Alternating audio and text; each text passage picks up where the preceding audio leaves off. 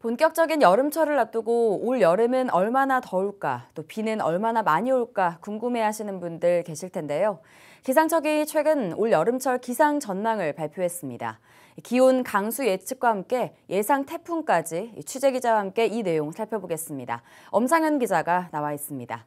엄 기자, 먼저 올 여름도 당연히 덥긴 하겠죠. 얼마나 덥겠습니까? 네, 더위라는 게 상대적이긴 한데요.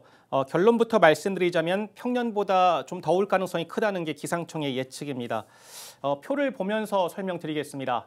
여름철인 6월에서 8월까지 기온의 높고 낮음의 가능성을 보여주는 표인데요. 파란색 기둥이 평년 기온보다 낮을 확률이 많다는 걸 의미하고요. 회색 기둥은 비슷할 확률이고 또 빨간색은 높을 확률입니다.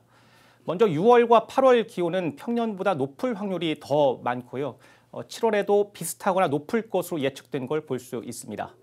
6월에는 이동성 고기압을, 7월과 8월에는 북태평양 고기압의 영향을 주로 받으면서 기온을 끌어올릴 것으로 보입니다.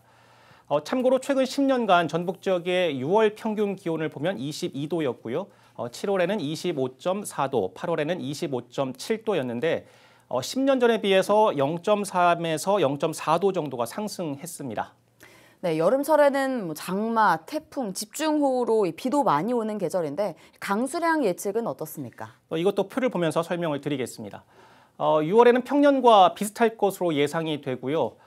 이후 7월과 8월에는 비슷하거나 많을 것으로 전망이 됐습니다. 6월에는 남쪽을 지나는 기압골의 영향을 주로 받고요. 또 7월에는 저기압의 영향에 자주 놓이면서 비가 잦을 것으로 보이고요.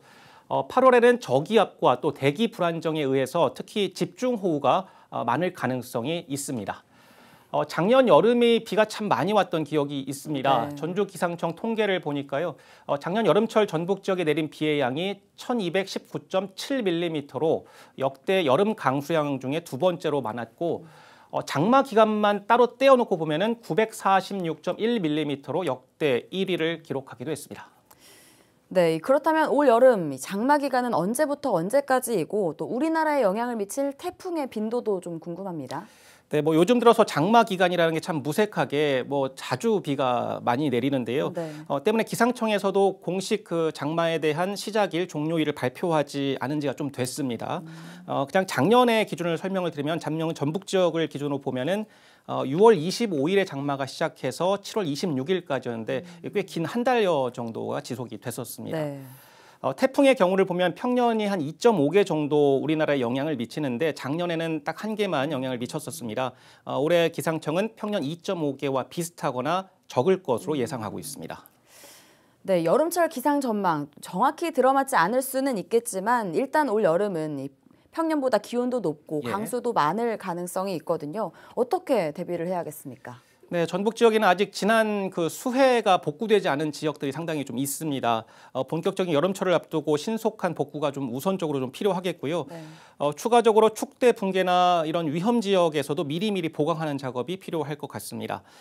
또 아시다시피 여름철 한낮에는 야외 활동을 좀 삼가는 게 좋겠고 너무 더우니까요. 네. 특히 농촌에서는 비닐하우스 같은 작업들을 여름철 그 한낮에는 좀 삼가는 게 좋을 것 같습니다. 네.